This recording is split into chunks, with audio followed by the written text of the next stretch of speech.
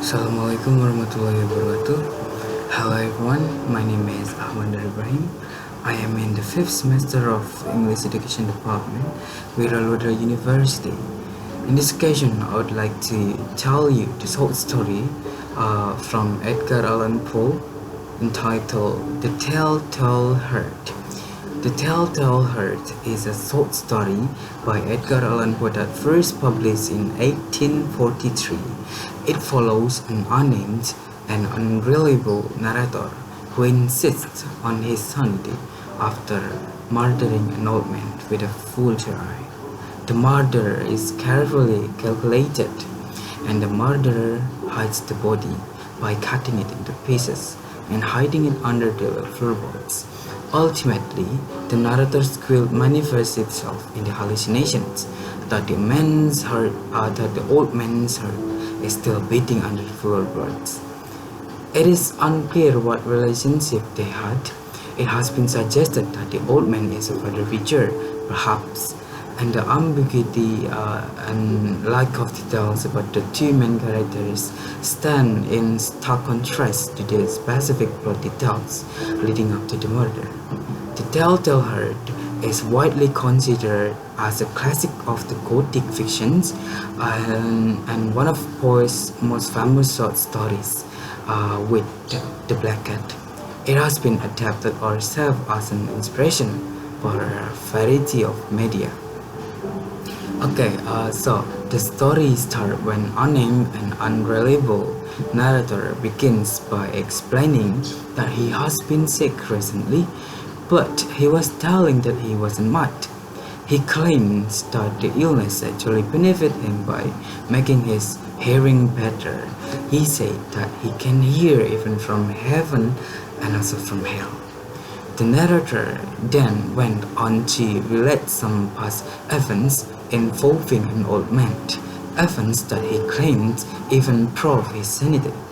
He said that at first he didn't hate the old man, he even loved him, because the old man had done nothing to him, not insulting or even yell at him.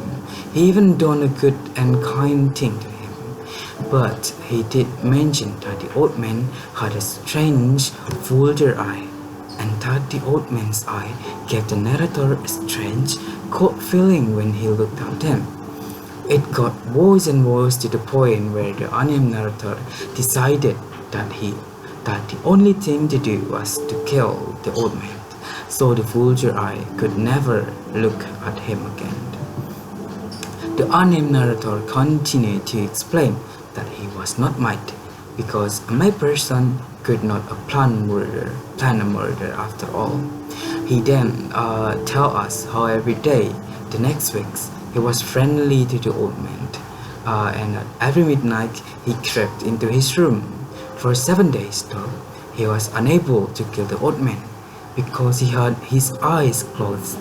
The eyes wasn't that scary when he closed his eyes after all. Then, it was on the 8th night, the old man woke up when the narrator entered the room. The old man knew that someone is there, and he even cries out in fear.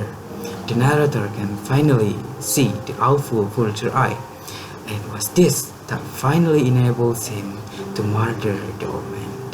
The narrator says that the illness had strengthened his hearing to the point where he could hear the old man's heart beating in his chest, and the sound grew louder and louder as he stood there looking at the old man, and then louder still as he murdered him until it was gone. The old man was being killed. After murdering the old man, the unnamed narrator chopped up his body and put him under the floorboards. And then the next day, 3 police officers came to visit the narrator because the neighbor had tipped them off to strange sounds coming from the old man's house. The narrator explained that he invited the policemen to end, confident in his success.